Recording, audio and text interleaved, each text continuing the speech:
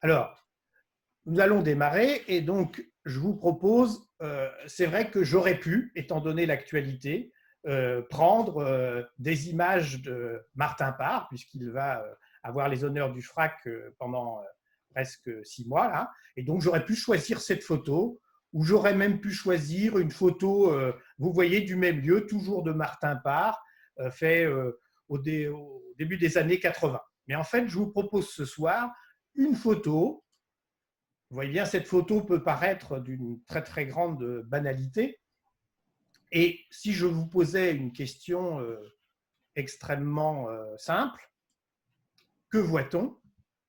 Alors là, d'ailleurs, on pourrait jouer, si certains ont compris le principe de la conversation, vous pourriez répondre sur le petit texte et me dire ce que vous voyez. On peut laisser 4-5 secondes si les gens...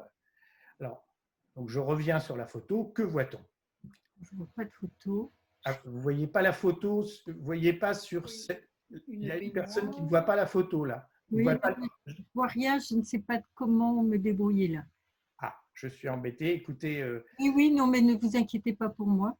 bon, je ne m'inquiète pas. Donc là, sur cette photo, si je vous demandais qu'est-ce que vous voyez, que voit-on, je pense qu'effectivement, la plupart d'entre vous ont pensé immédiatement à une salle de bain. C'est-à-dire qu'effectivement,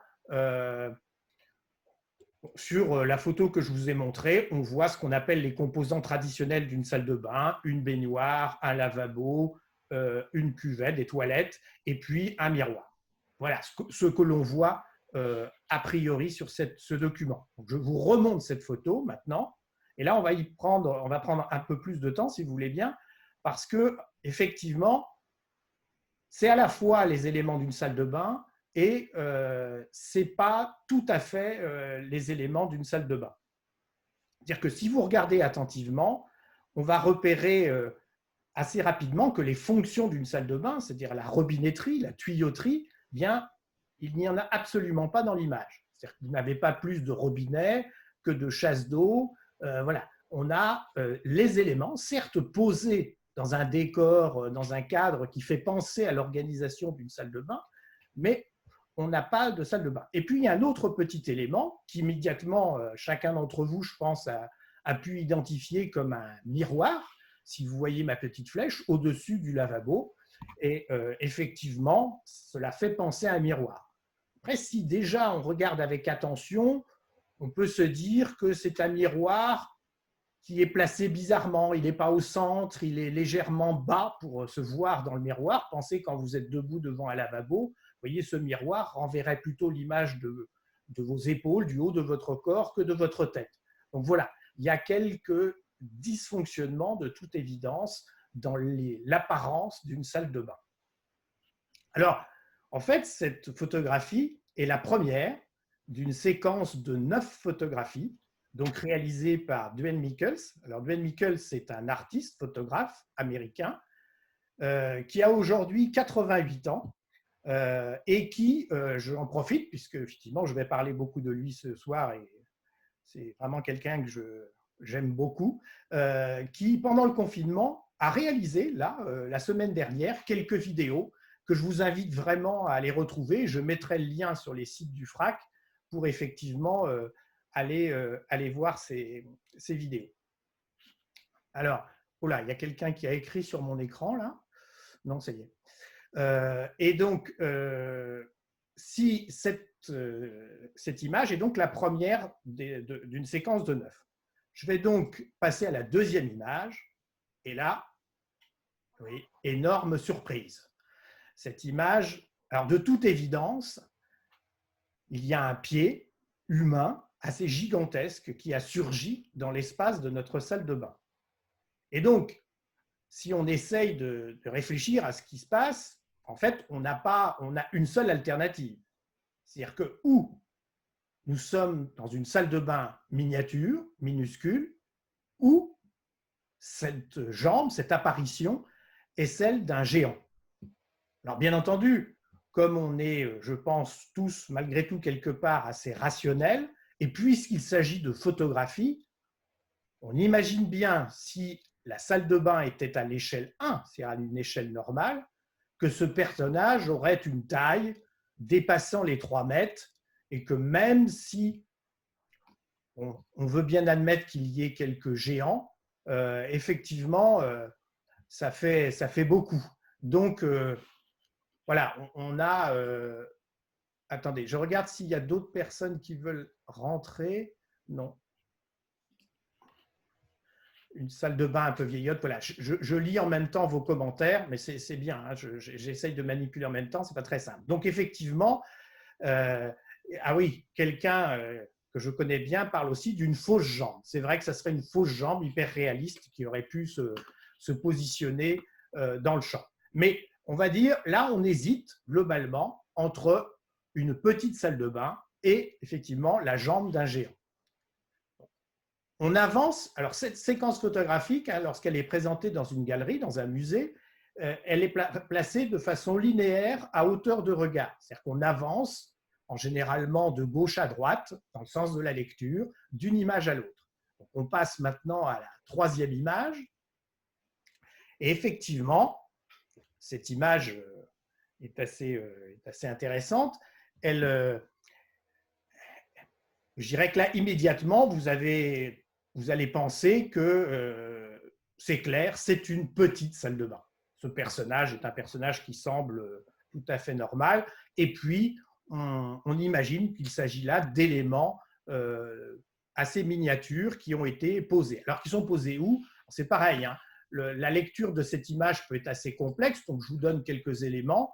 Il y a des reflets, vous voyez bien, par exemple, les toilettes, vous les voyez ici, vous les voyez ici. Par contre, il y a un élément ici qu'on ne voit pas à l'intérieur, à la droite de l'image, là, vous voyez, c'est la poubelle. La poubelle qui est en fait sur le trottoir. Puis là, il y a un élément qu'on peut voir, c'est l'arrière d'un camion, en fait. Et si vous regardez bien sur le bord en haut et à droite de l'image, en fait, on voit une perspective d'immeuble. En fait, c'est l'image, nous sommes dans une rue, enfin, et le photographe est plus précisément à l'intérieur d'une vitrine, dans laquelle sont exposés les différents éléments. C'est-à-dire qu'on a ce personnage et puis on a des éléments miniatures qui sont donc disposés dans la vitrine. Alors, j'en reparlerai plus tard, mais je pense que certains d'entre vous ont déjà repéré qu'il était assez étonnant que ce personnage n'ait qu'une jambe. Donc effectivement, on peut se dire, tiens, c'est curieux, où est la 2e jambe? Alors, pour des raisons de compréhension de l'exposé, pour l'instant, on va laisser la 2e jambe de côté. Puis, il y a un autre élément qui est important, vous voyez ici à gauche de l'image, l'élément qui dit « exit », sortir. Donc, est-ce que cette image est là par hasard parce que ce mot-là est dans la vitrine ou est-ce que finalement il y a là un message un peu subliminal? Alors, juste pour préciser, parce que d'autres personnes sont intervenues, sont rentrées avec nous dans la conférence, et s'ils pensent à couper leur micro, parce qu'effectivement, dans l'enregistrement, on aura comme ça des petites perturbations. Ne vous inquiétez pas, je vous laisserai la parole à la fin de l'exposé. Il y aura un temps de parole où on pourra échanger à propos de tout ce que vous avez vu. Donc, on revient à cette image et on a bien repéré à la fois la vitrine. Je pense que tout le monde a bien compris maintenant. Hein, ça, c'est la vitrine, qui sépare l'espace intérieur de la rue. Et donc, on va avancer. Là, on s'est dit, bon, c'est une salle de bain miniature. On avance à la page suivante. Et là, effectivement, on constate que cette image qu'on a prise pour une image est en fait une photographie dans un livre. Alors, c'est une photographie dans un livre. Donc, il y a le surgissement d'une certaine manière d'un nouvel espace, l'espace du livre. Et ce livre, d'ailleurs, qui est tenu par un pouce. Alors, il est intéressant de savoir que quand les images sont présentées normalement dans une exposition, ce pouce est quasiment à l'échelle 1. Comme vous voyez bien d'ailleurs une invitation à ce que le spectateur vienne poser sa main et s'empare de cette image, et je dirais presque en contradiction avec le mot qu'on avait vu qu'on avait vu précédemment, Exit, qui nous invite à sortir. Là, c'est presque une invitation à entrer. Et puis surtout, même s'il s'agit bien entendu, comment je vous l'ai dit, Dwayne Mickens étant américain, d'un texte en anglais, je pense que vous avez tous repéré le mot, il y est 2 fois d'ailleurs dans ce texte, le mot giant, qui renvoie effectivement à un géant. Donc vous voyez bien que tout d'un coup, là, on avait oublié, on était totalement dans un espace miniature de salle de bain, et brutalement, on nous parle d'un géant. Cette ligne, finalement, est presque la légende de la photographie et nous dit « ce personnage est un géant ». Donc vous voyez qu'en 4 images, on a déjà sur l'échelle de l'image, on a d'abord pensé à l'image 1, que c'était effectivement l'échelle 1 d'une salle de bain. À l'image 2, je le rappelle, le surgissement du pied nous dit « Ah, paradoxe, soit mini salle de bain, soit géant ». À l'image 3, on est au géant, et à l'image 3, on était sûr que s'agissait d'éléments de salle de bain miniature. Et à nouveau, la question de l'échelle est remise en cause par le surgissement de ce mot géant, qui est la légende de cette image. Donc effectivement, on a là un jeu qui commence à se mettre en place sur cette séquence photographique. Alors on va avancer. Donc cette fois-ci, on voit bien que le champ s'élargit d'une certaine manière, on retrouve bien le livre, on retrouve bien le pouce légèrement décalé, et puis effectivement, nous sommes cette fois-ci, je dirais, derrière un personnage qui semble marcher dans ce qu'on pourrait dénommer un tunnel ou un passage couvert, avec de toute évidence une sortie, un espace lumineux au bout je dirais à l'extrémité du couloir vers lequel ce personnage semble se diriger. Voilà. Alors si on regarde maintenant l'image suivante, là on a une vision très nette qui se précise, c'est-à-dire ce qui était tout à l'heure flou avec la profondeur de champ est devenu net. On a la silhouette très identifiable d'un personnage, et puis on a ce corridor sombre et cet effet de lumière qui est au fond du corridor. Alors, je pense qu'au moment où on arrive sur cette image, évidemment, c'est un peu la difficulté quand nous ne sommes pas en présentiel, mais je pense que certains d'entre vous ont déjà quelque chose qui commence à naître dans leur esprit à propos de cette cinquième image, ou 6e image d'ailleurs, c'est 6e. D'ailleurs, si certains se disent qu'ils ont quelque chose à dire sur cette image, ils peuvent utiliser la conversation, puisque j'ai vu que certains l'utilisaient déjà, pour finalement, est-ce que cette image leur fait penser à quelque chose?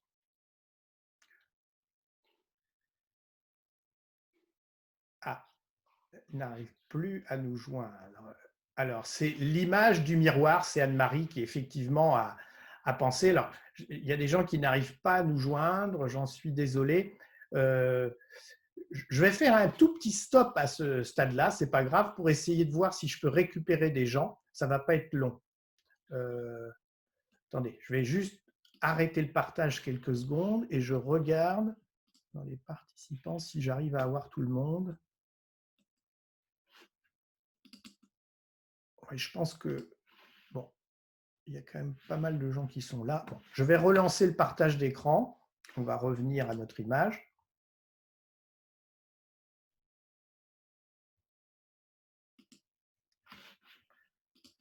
Voilà. Donc, je reprends, nous en étions là. Alors, effectivement, Anne-Marie et d'ailleurs, je vois Isabelle, ont constaté que cette image était celle qui était effectivement au-dessus du lavabo. Alors, je dirais maintenant, les choses se précisent. On est dans ce qu'on pourrait appeler en cinéma dans une espèce de travelling arrière, c'est-à-dire qu'effectivement, le regard ou le point de vue reculant à nouveau, on retrouve cette image qui est encadrée. Et évidemment, ce cadre, vous l'avez sans problème repéré, imaginé, eh bien, celui qui était au-dessus du lavabo. Donc voilà, on retrouve. Et là, nous sommes à la 8e image. Et quelle est la 9e image qui va clore la séquence, hein, qui va clore le dispositif?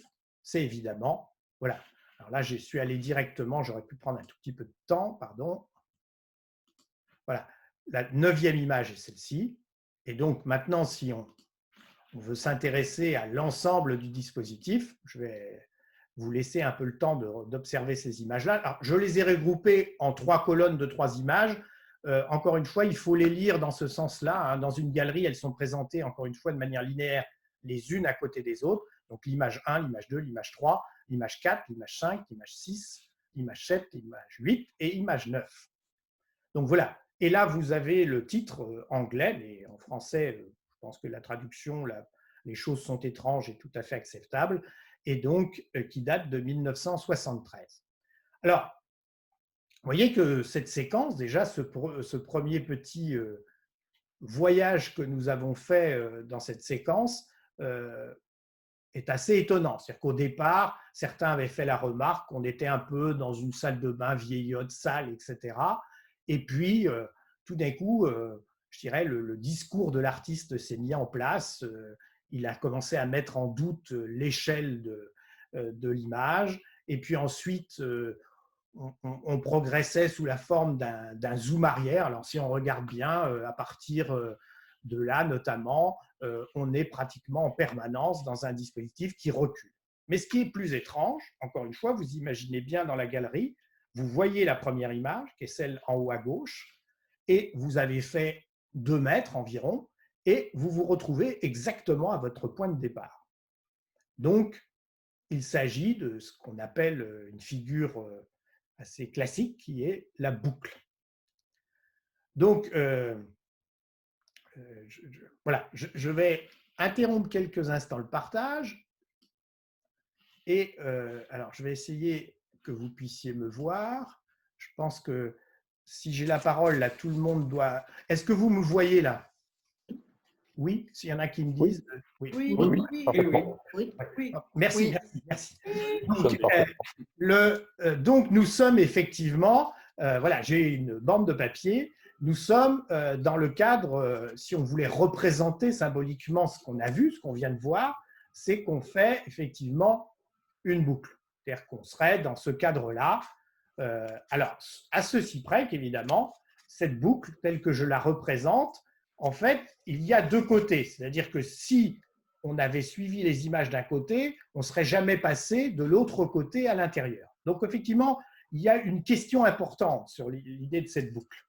Alors, certains me voient déjà venir, bien sûr, mais je vais retourner à la séquence photographique, et c'est là où ça va devenir, je pense, intéressant.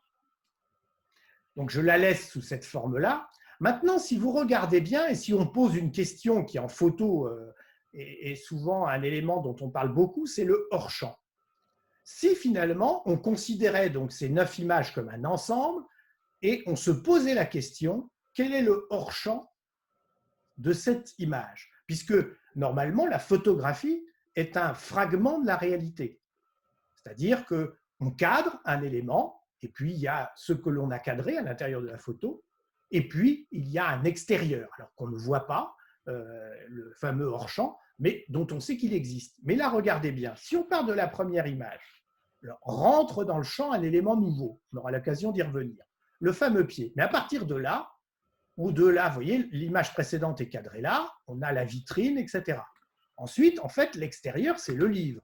Puis ensuite, c'est le couloir, le corridor dans lequel déambule ce personnage. Ensuite, c'est effectivement l'image, je dirais le corridor dans sa totalité. Et puis, en fait, cette image est alors un miroir, ou plutôt une autre image qui est effectivement encadrée dans un cadre. Et puis, ce cadre étant lui-même au-dessus du lavabo, et on revient à l'image de départ. Du coup, vous pouvez constater qu'il n'y a pas de hors-champ. C'est-à-dire c'est ça qui est assez extraordinaire. C'est-à-dire on voit tout le dehors de l'image, puisqu'une fois qu'on a reculé, on est toujours dans l'espace initial. C'est donc comme si on était sur un monde autonome qui n'avait pas d'extérieur ou pas d'extériorité. Et ça, c'est assez extraordinaire. Et maintenant, je vais vous demander d'observer bien. Alors, je vais essayer d'aller à l'image suivante, les deux images que je viens d'encadrer, la 3 et la 6. La 3 et la 6, elles ont une particularité que n'ont aucune des autres images. Si vous regardez bien précisément à la 3 et la 6, vous voyez qu'ils sont l'une en dessus de l'autre, eh bien, aucun élément de la 3 n'est dans la 6 et aucun élément de la 6 n'est dans la 3. Alors, c'est assez facile à comprendre, puisque vous avez suivi le cheminement. L'image 6, c'est l'image du cadre qui est derrière la jambe. Donc, on ne la voit pas. Elle est dans une forme de hors-champ, si on veut, mais elle n'est absolument pas visible. Et de la même manière, vous voyez qu'on s'est suffisamment écarté. On sait que l'image 3 est l'illustration du livre que tient le personnage, mais on ne le voit absolument pas. Donc, ces deux images sont graphiquement, si l'on veut, complètement exclusives l'une de l'autre. Alors que si vous essayez entre n'importe quel, si vous essayez de comparer n'importe lesquelles par deux images ou par trois, évidemment, entre la 1 et la 2, vous voyez bien qu'il y a des tas d'éléments qui sont communs. Entre la 4 et la 5, il y a le pouce, le livre, etc. Mais encore une fois, entre la 3 et la 6, il n'y a absolument aucun élément commun. C'est-à-dire ces deux images exclusives l'une de l'autre. Alors, je vais à nouveau arrêter le partage, je vais à nouveau passer, je vais récupérer ma bande de papier qui est tombée par terre. Hop, voilà. Et donc tout à l'heure, j'ai fait la boucle. Maintenant, je vais faire une petite manipulation, qui au lieu de fermer la boucle de cette manière-là, je vais inverser mes deux morceaux, je vais coller ma boucle et je vais obtenir cette figure-là. Cette figure-là, je n'ai pas jugé utile de la coller, mais vous allez me croire sur parole, on obtient maintenant cette boucle particulière. Voilà. Et cette boucle, elle est vraiment très particulière. Alors ça, je vais essayer de le faire devant vous. C'est-à-dire que si, vous voyez, je prends un feutre, je prends la boucle et je trace au milieu, alors je vais essayer de lever, je trace un trait au milieu de la feuille de papier. Je vais le faire, ça va prendre un tout petit temps, mais ça va être bon. Voilà, et vous pourrez évidemment, bien entendu, le faire après chez vous. Je continue à tracer. Voilà, hop. Je continue à tracer et à un moment, c'est un peu long, mais je vais continuer à tracer. Oui, sans fin. Vous avez tout à fait raison, mais pas tout à fait sans fin, parce qu'à un moment, bien entendu, je vais recroiser. Voilà, c'est ce moment précis là. Vous voyez, ici, là, je vais revenir à mon point de départ. Voilà. Et en fait, on est exactement dans la configuration de cette séquence photographique. Nous sommes partis d'un point, nous avons parcouru les deux faces, les deux éléments qui sont exclusifs l'un de l'autre, et nous sommes retournés à notre point de départ. Et cette figure, cet élément géométrique, alors là je vais retourner sur la présentation, porte un nom.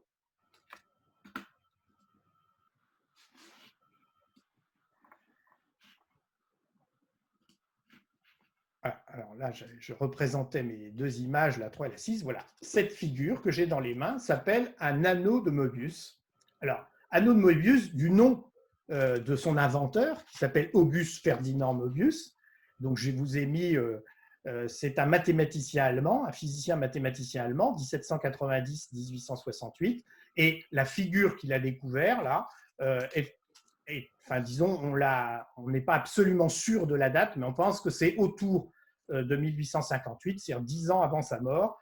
Il a donc découvert les propriétés de cette figure. Alors, cette figure, je reviens parce que si, au lieu d'utiliser un stylo, comme je l'ai fait tout à l'heure, nous avions pris un ciseau et que nous avions découpé par son milieu cette bande, voilà, on obtient en fait une seule bande, mais deux fois plus grande. Et puis maintenant, alors celle-là, je ne l'ai pas fait parce que c'était compliqué, mais si je refaisais la même chose, c'est-à-dire si je découpais cette bande par deux, et je n'obtiendrais pas une bande deux fois plus grande, j'obtiendrais deux bandes, mais attachées comme des anneaux, l'une dans l'autre, que je ne pourrais pas désolidariser.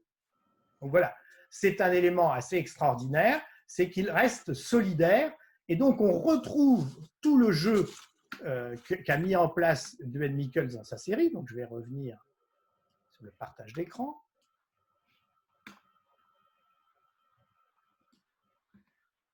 C'est-à-dire que effectivement, alors, attendez, hop, voilà. C'est-à-dire que là, il y a deux petites images. Alors, d'un autre artiste que je pense certains d'entre vous connaissent, qui sont d'un artiste qui s'appelle Moritz Cornelius Escher. Donc, cette image, cette gravure date de 1963 et il utilise effectivement la figure de Mobius, là, le mathématicien allemand, et puis il a positionné des petites fourmis, des petites fourmis qui parcourent les deux faces effectivement de cet anneau. Là, vous avez une animation en GIF qui vous permet de suivre une fourmi et de bien constater qu'elle parcourt les deux faces de ce volume. Et vous le voyez là dans l'image d'en bas, et je pense que ça ne vous a pas échappé, c'est que ce volume, si on le prend de cette manière-là, a évidemment, ressemble très fortement au signe infini. Pour ceux qui ont fait un peu de mathématiques, et même, il n'y a pas qu'en mathématiques, on utilise souvent ce sigle, et vous le retrouvez très fréquemment, cette boucle, cette espèce de 8, 8 mis à plat, et qui est en fait le signe de l'infini. Donc voilà, on a bien, alors, pour continuer sur cet anneau de Mobius, pour que vous ayez quand même quelques informations, là c'est une autre image d'Escher qui date celle-ci de 1961, un bois gravé. Alors ce qui est intéressant, c'est que cette image elle a été reprise, et vous la rencontrez presque tous les jours, dans un logo, dans un sigle que vous connaissez sur le recyclage. Donc en fait, vous constatez que le sigle du recyclage, si vous le regardez attentivement maintenant, est en fait un anneau de Mobius stylisé, et qui est utilisé, vous voyez bien le sens du mot de recycler, hein, c'est là encore un peu d'aller vers une éternité des produits, c'est-à-dire ce produit se transformant mais étant toujours réutilisé, etc. etc. Voilà. Donc je finis sur Mobius pour que vous ayez, alors j'ai fait un choix de quelques éléments importants, mais je fais référence à quelqu'un qui s'appelle Jean Giraud, qui est un auteur de BD, donc j'ai mis... Il est né en 1938 et donc décédé il n'y a pas très longtemps, en 2012. Et j'ai mis en dessous alias Gire, parce que je pense que tous, vous avez un jour vu une bande dessinée du lieutenant Blueberry. Et là, c'est en fait des hommages au moment de sa mort. Et quand il dessinait les bandes dessinées Blueberry, il signait Gire. Mais c'est aussi un dessinateur de science-fiction. Et en fait, quand il signait ses albums de science-fiction, il s'appelait Mobius. Et vous voyez là, d'autres dessinateurs rendant hommage à Gire ont à plusieurs reprises réutilisé l'anneau de Mobius, qui était si cher effectivement à l'auteur Jean Giraud. Donc, et vous voyez bien qu'il avait fait lui-même l'histoire de Mon Double sur ces deux face du personnage dessinateur, à la fois Moebius et à la fois Giraud, l'histoire de Mon Double, dans lequel, vous voyez bien, le personnage tenait des lunettes, à nouveau l'anneau de Moebius. Donc effectivement, cet anneau était très présent dans l'œuvre de Giraud. Mais pour revenir à ce qui était notre point de départ, vous voyez bien que le rapport à l'infini et le rapport à la séquence comme un volume autonome, je dirais presque autarcique, c'est-à-dire que si on prend la photo 3 et la photo 6, nous avons effectivement les deux faces de ce fameux volume, le recto et le verso de la feuille, et puis qui, je dirais, passant de l'une à l'autre, nous permettent de revenir au point de départ. C'est-à-dire que finalement, cette séquence, et c'est ce qu'elle a vraiment de totalement extraordinaire, est évidemment beaucoup moins une photographie d'une salle de bain, d'une vitrine, d'un livre, d'un personnage dans un corridor, qu'une représentation photographique d'un anneau de Moebius.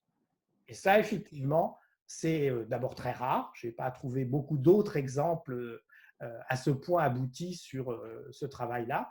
Mais effectivement, tout l'enjeu pour Duane Michels était, je dirais, de nous emmener et qu'on parcourt avec lui les deux faces de cet anneau de Moebius.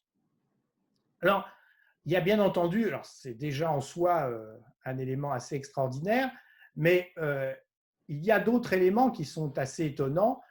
Si vous voulez bien, on pourrait revenir, alors je pense que c'est ça, à cette image, je rappelle qu'elle est la troisième de la série.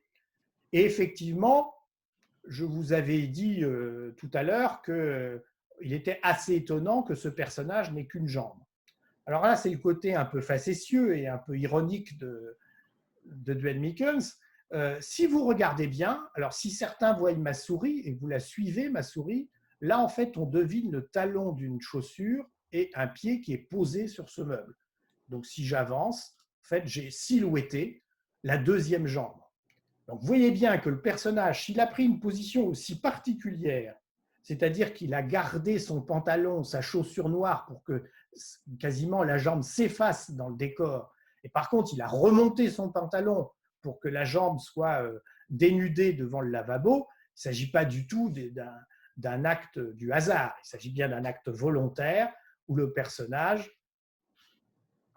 voulait clairement être vu de cette manière-là. Je reviens sur la photo de départ. Donc, vous voyez que là, on ne pense pas à cette question. D'ailleurs, je dirais pour l'avoir utilisé à plusieurs reprises, les spectateurs, des fois, ou les étudiants ne se posent absolument pas la question comment tient ce personnage sur une jambe, comme quoi ce n'est pas tout à fait évident. Mais effectivement, l'émergence de cette jambe cachée est effectivement pas neutre.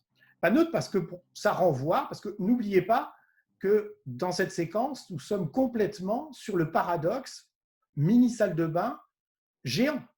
Et là, il y a un petit décalage sémantique, c'est-à-dire que les géants, souvent, notamment le cyclope, il n'a qu'un œil, eh bien, le géant de Duane Mickens n'a qu'une jambe. Voilà, donc il y a un peu des citations de cette manière-là. Et si on avance un peu d'ailleurs dans cette image, vous voyez qu'il y a l'autre élément qui est évidemment particulièrement intéressant, c'est le regard du personnage. Parce que la position du personnage n'est évidemment pas neutre. Il regarde, et là j'ai mis une flèche jaune pour matérialiser, concrétiser la direction du regard. En fait, il regarde au fond des cabinets, des petits cabinets qui sont là. Et du coup, on commence à comprendre la subtilité par rapport à cette image-là. C'est que le corridor, le couloir de briques est en fait là aussi une représentation métaphorique de la cuvette, mais de l'autre point de vue, c'est-à-dire le personnage qui est là va sortir, regarde vers le haut, avance vers le haut, et au-dessus, alors là, je l'ai symbolisé de cette manière-là, l'œil de l'autre personnage le regarde. Donc il a vraiment créé un lien très particulier entre ces deux personnages. C'est-à-dire que dans ces deux images, je vous les rappelle, la 3 et la 6, effectivement, qui sont complètement exclusives, mais qui entretiennent une relation qui est très étonnante. Si vous voyez bien, en plus, elles sont l'une en dessous de l'autre. Là, ça simplifie un peu la manière de les regarder. Ce personnage regarde dans les cabinets et celui-ci est comme pour surgir des cabinets et passer de l'autre côté du miroir, si vous voulez, évidemment référence à ce qu'on voit là, parce que vous avez aussi des séquences de Duane Mickens sur le miroir d'Alice, et donc il y a un jeu permanent, vraiment très subtil, sur les relations entre les personnages et la mise en scène. C'est ça qui est évidemment très très important, c'est effectivement la mise en scène qui paraît au départ, encore une fois, totalement anecdotique, et qui était au contraire une mise en scène d'une très grande complexité, d'une très grande précision, pour que chacun des éléments se positionne dans le message autour de cet univers très particulier qui est un anneau de Moebius, comme je vous l'ai montré tout à l'heure. Alors, on va passer un peu dans la dernière partie, après je vous laisserai la parole, mais on a cette image parce qu'en fait, il y a un élément qui est très surprenant, c'est que si on réfléchit bien, alors peut-être que je vais revenir à l'ensemble des 9 images. Si on réfléchit bien, il y a quelque part un problème. Je vais partir pour faire cette image. Je fais une photo d'un espace dans lequel je viens positionner effectivement la jambe. Ensuite, je fais un zoom arrière, enfin j'écarte le champ, je fais cette photographie que je développe, si vous voulez, que je découpe et que je positionne dans un livre. Et j'utilise un langage adapté pour une raison simple. Si vous regardez bien cette image, là, la 3, vous constatez que la photographie n'est pas du tout alignée. Elle est collée, je dirais, assez sommairement, voire tenue par le pouce d'ailleurs à ce stade-là. Là, elle est collée apparemment, mais ici, ce n'est pas sûr. et elle est surtout alignée pour être juste, vous voyez, comment dire, au-dessus du texte. Rappelez-vous, le mot géant arrive en légende, juste dans la ligne d'en dessous. Donc, effectivement, on a un zoom arrière ensuite, on passe à cette image-là, on écarte le champ, puis on écarte à nouveau le champ, on voit le personnage aller dans le corridor, et en fait, à nouveau, on prend cette photographie et on la positionne dans le cadre, dans la salle de bain. Et voyez, au moment où j'exprime cette, je dirais, cette logique temporelle de la séquence photographique, là, j'essaie de vous expliquer dans quel ordre sont faites les photos. Eh bien, le miroir, il ne peut exister qu'à ce stade-là. Et donc, quand on arrive ici, on se dit, mais pourquoi l'a-t-on vu dans la première image? Alors là, en fait, on a un élément, vous voyez, je le fais en direct. Normalement, ce qu'on a pensé, chaque spectateur imagine que voilà, il s'est passé ceci. Mais en fait, il ne s'est pas passé tout à fait ceci dans la réalité. Parce que voilà ce qui s'est passé. Ce qui s'est passé, c'est ça, c'est que le pied est venu masquer un miroir ou une photographie qui n'existait pas, puisqu'elle n'avait pas encore été réalisée dans le développement temporel. C'est-à-dire que ce qu'on a réellement, c'est ça. C'est-à-dire qu'effectivement, le pied arrive et en fait, il n'y avait pas de miroir. Donc, quand on regarde, alors oui, je vais revenir après. Je vais revenir à ma séquence, excusez-moi. Voilà. Si on imagine cette séquence, en fait, on comprend au travers de le petit exercice que je viens de faire, là, du pied qui arrive devant le lavabo, pardon, on comprend que l'image, cette séquence a 8 images, la première étant celle avec le pied, la 8e étant celle-là, et que la 8e a été doublée, enfin, il a fait 2 tirages de cette photographie pour la repositionner en premier, parce qu'il savait qu'il y avait cette jambe qui laisserait penser au spectateur que le miroir était derrière. Mais temporellement, cette image est bien la 8e et ne peut absolument pas être la première. Vous voyez, il y a aussi un jeu complexe sur le temps qui est évidemment très important dans cette séquence photographique. Alors, il y a un dernier élément, parce que ce jeu-là de la jambe que je vous remontre, en fait, il est utilisé depuis toujours par un magazine que je pense tout le monde connaît, qui est le magazine Elle. Parce qu'effectivement, vous le voyez, les lettres, alors ça, j'ai pris un ancien numéro, j'ai même, vous voyez, j'ai pris printemps 1954, c'est le printemps de ma naissance, donc j'ai fait un petit jeu sur effectivement le magazine Elle de cette époque. Et puis j'ai pris le dernier magazine paru avant le confinement, la semaine du confinement, c'était effectivement Loudoyon qui était en couverture. Et vous voyez surtout ce qui est important, c'est que la tête de Loudoyon, elle semble masquer un L. Mais tout le monde, voilà, le L, il est là, mais en fait, il n'est pas là. Et il n'a pas besoin d'être là. Et c'est ça qui est très subtil dans le travail de Duane Michels, c'est qu'il utilise exactement le même système. Vous voyez que c'est extrêmement basique, mais effectivement, il nous fait croire, par l'émergence de ce pied, puisqu'on a vu la première image, que ce pied masque en fait un miroir qui n'est pas là. Voilà. Donc, cet élément-là est effectivement particulièrement complexe. Pardon. Voilà. Alors, j'ai pratiquement respecté d'ailleurs le temps. Je ne suis pas loin, j'ai un tout petit peu de marge, mais on va comme ça va nous permettre de discuter un peu. Et donc, j'achève là ma présentation en vous remerciant de votre attention, parce que c'est une première par Zoom. Je ne sais pas si c'est extrêmement confortable comme élément, mais je vais pouvoir revenir sur certaines choses si vous le souhaitez, bien sûr. Et ça me permet de présenter un livre sur le Duane Michels, photographe de l'invisible, qui est un livre qui est sorti, je pense, il y a une dizaine d'années. Voilà, alors un petit livre où je m'amuse à faire un book face, à ne pas confondre avec Facebook, c'est-à-dire l'art de faire des photos où la couverture du livre remplace votre visage ou votre corps, tout ou partie de votre corps. Donc voilà, je m'étais amusé récemment à faire cet exercice-là. Et puis, je termine par une dernière diapositive, parce que je l'ai découvert aussi récemment.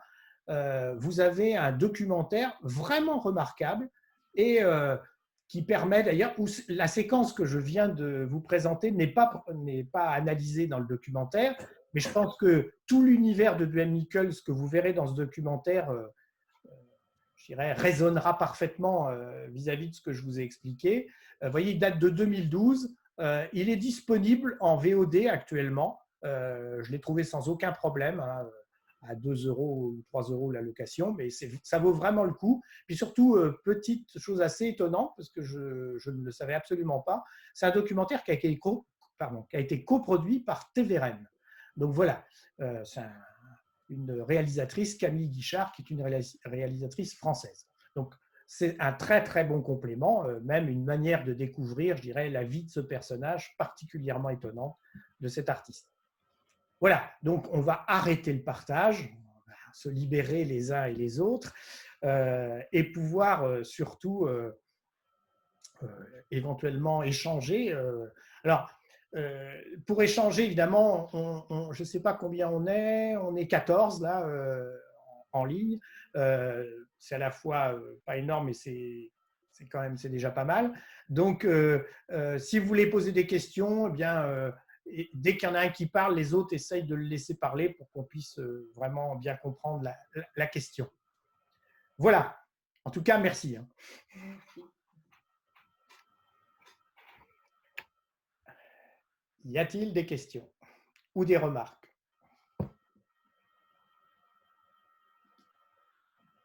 Je vais prendre la parole alors. Oui. Personne ne la prend. Merci Patrice, c'était vachement intéressant, même si vous connaissez un petit peu. Par rapport à ta dernière démonstration sur la chronologie, je suis un peu surpris parce que toi qui es réalisateur, les photos ne sont pas obligatoirement faites dans le sens de la chronologie de la série. Or, il me semble que tu as fait le raisonnement dans ce sens-là.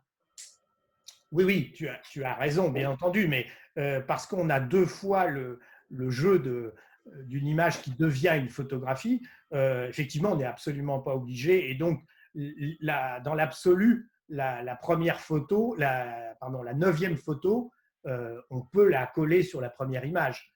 Mais en fait, elle n'y est pas. C'est-à-dire que historiquement, Duane Michels l'a bien fait dans cette chronologie-là.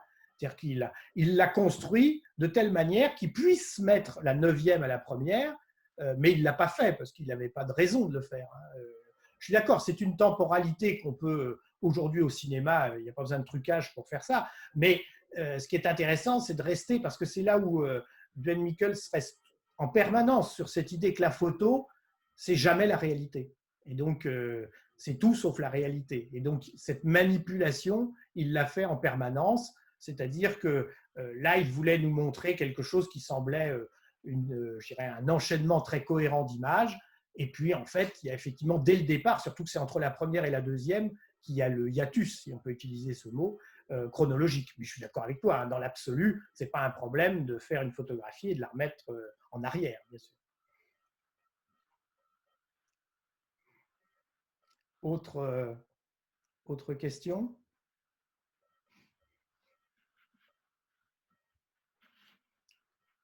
Non, Bonjour à toutes et à tous. Moi, ce n'est pas une question. Je voulais juste vous remercier pour cet exposé tout à fait intéressant. Merci. Bah, écoutez, merci à vous. Donc, effectivement, je dirais au travers de ce premier exemple, hein, c'est le concept des plaisirs partagés. C'est-à-dire que l'idée, c'est que des membres du FRAC, des amis du FRAC, pardon, puissent nous faire partager voilà, je dirais, des choses très différentes, hein, puisque effectivement, nous sommes tous, nous avons des parcours différents, nous avons des passions différentes, mais je crois que c'est intéressant d'imaginer sur une œuvre, un artiste, un lieu, une architecture, etc., d'avoir un éclairage particulier et de la part de quelqu'un qui a passé un petit peu de temps je dirais, autour de ce centre d'intérêt. Bon, vous l'avez compris, hein, j'ai une passion pour Duane Michels depuis très longtemps. Et cette série, d'ailleurs, a été affichée dans mon bureau pendant, je dirais, de nombreuses années avant que tout d'un coup, ça percute. Parce que je n'ai pas trouvé, en fait, il y a beaucoup de séries de Duane Michels qui sont analysées dans des ouvrages, etc. Mais celle-ci, elle est souvent présente, mais elle n'est pas commentée. Et là, voilà, j'étais persuadé qu'il y avait une logique. Et un jour, en travaillant sur l'anneau de Moebius pour une autre raison, je suis revenu à la séquence photographique et J'ai fait comme le commissaire Bourrel, mais bon sang, mais c'est bien sûr. Quoi. Voilà, les choses devenaient beaucoup plus évidentes tout d'un coup. Autre, oui, Francis. Non. Oui, si, je veux bien mettre un autre élément dans la balance. Tu ne parles pas de fractal, parce que tu fais une boucle, tu parles de la boucle, mais ça peut être aussi une espèce de chose infinie où tout est dans tout, où on recule, et finalement, cette photo est partout, ce pied est partout, etc. Oui, c'est là tu penses notamment à l'approche, je l'utilise d'ailleurs en cours des fois, enfin je l'utilisais, pardon. Donc je suis à la retraite, je ne l'utilise plus. Mais effectivement, par rapport à un clip de Hayam notamment, parce que c'est quelque chose que je pense que tout le monde connaît peut-être, et si vous ne le connaissez pas, allez le regarder. Il y a un clip d'Hayam où effectivement, on fonctionne sur un mouvement perpétuel. Mais là, je pense que la raison pour laquelle l'anneau de Moebius me semble plus adapté, c'est pour les deux raisons majeures que j'expliquais. C'est d'abord qu'il y a le retour à une image, c'est-à-dire qu'il y a un point de départ et il y a un point d'arrivée qui sont identiques. On repasse par la case départ, si vous me permettez cette expression. Et d'autre part, il y a ces deux côtés de la bande de papier. C'est effectivement, il y a un recto et un verso, et on est complètement dans cette image côté pile et côté face de l'image 3 et de l'image 6 qui sont totalement exclusives. Parce que je pense que ça, il y a pensé, évidemment. Vous voyez, d'avoir mis ces deux images-là, qui sont d'ailleurs, Francis, les deux images qui sont reprises en photographie. Vous voyez, c'est deux étapes clés de la série, puisque la première, c'est l'illustration du livre, et la deuxième, c'est l'image qui va dans le miroir. Donc, et on est bien sur deux images où il n'y a qu'un personnage, enfin où il y a intégralement les deux personnages. Enfin, c'est là où on les voit le mieux. Et c'est là où ils rentrent en relation, encore une fois. Vous voyez, il y a beaucoup d'indices qui tentent à mettre en évidence presque le passage d'une face à l'autre. Moi, j'aime bien l'idée qu'on puisse continuer cette série et puis arriver ailleurs, tu vois, et puis trouver d'autres lieux. J'imagine que c'est des sujets pour des enseignants, tout ça, c'est très riche à exploiter. Je précise que je n'ai pas eu Patrice comme enseignant. Mais non, mais comment dire, bien sûr, hein, on peut aller vers d'autres espaces, mais parce qu'effectivement, une fois qu'on a bouclé, on peut continuer éternellement, comme le gif de Escher où les fourmis parcourent éternellement cet espace.